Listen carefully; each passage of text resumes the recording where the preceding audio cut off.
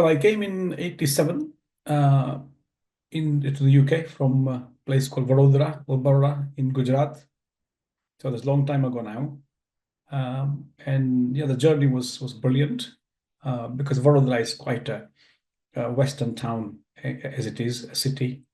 And yeah, we were brought up amongst the universities and libraries, etc. But the great thing when I came to London is that within the next year or so, I started working for the festival hall, Royal Festival Hall at South Bank Centre, and that is where I got exposure to the Western classical music and jazz and pop, etc.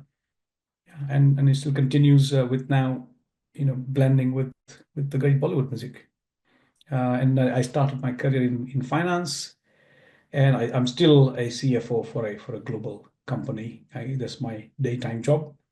And I enjoy every moment of what I do on both front.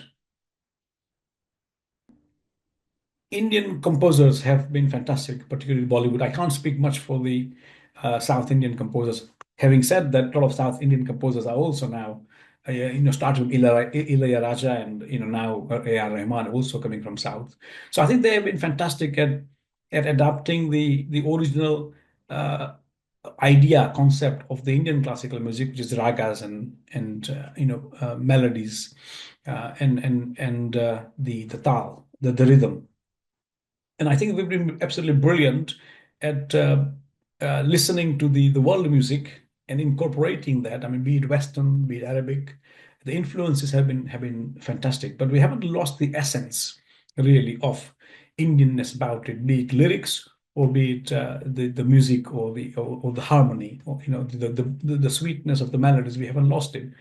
And when you throw in the mix of the Western orchestration, it gives you something very unique. Nobody else does it in the world.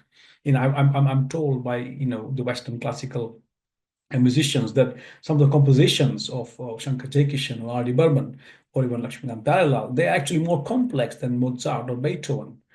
So it is something I take a lot of pride in, that it is not just popular music. This music has got class about it. It's got permanency about it, and the legacy we've been left with by the great composers is something I want to cherish. I want to take it forward to the new generation like yourself, with its beauty, because with time it will get lost, and I wanted to make sure that the intricacies of this music is actually presented, in the way it should be, in a nice sort of concert hall with proper acoustics, so that the beauty of the sound comes out as they meant to when they were recording songs in the studio.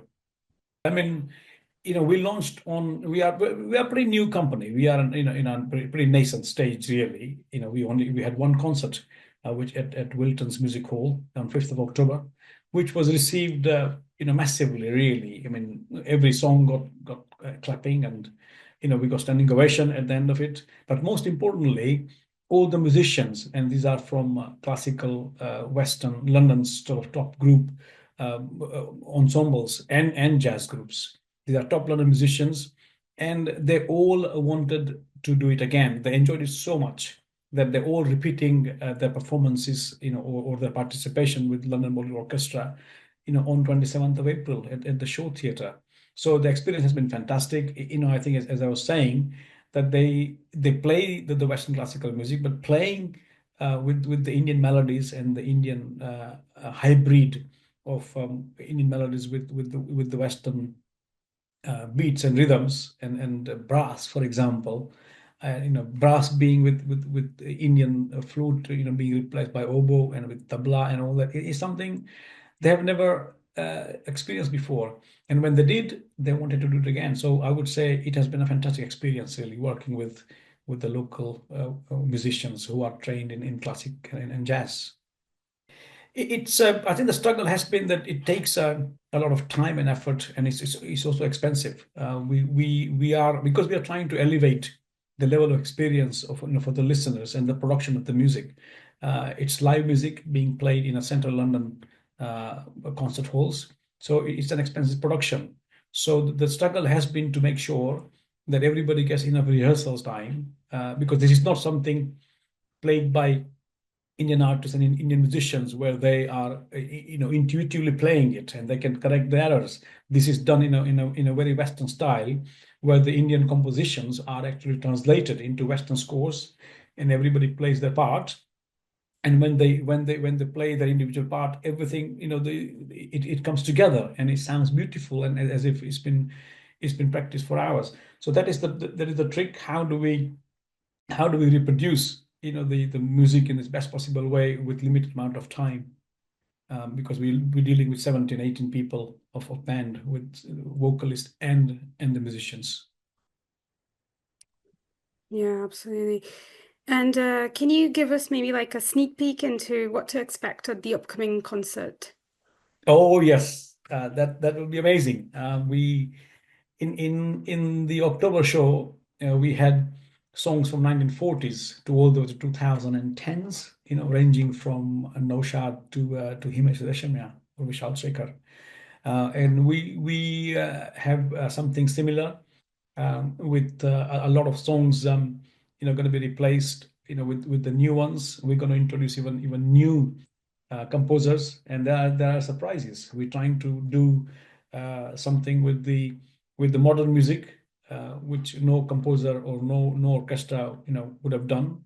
I don't think the audience would expect it, to listen to these songs. Neither do we think that any other orchestra would actually try and tackle this song. So I don't want to give it too much, but it will be a treat for, true music lovers, music connoisseurs.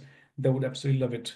It's just that, we would love to have people from wider audiences. We're trying to reach out to as many people as we can, to basically tell them that we're doing something for the sake of music. This is not it's a commercial venture, but it's trying to lift the experiences of audience by, listening to something which they haven't experienced before.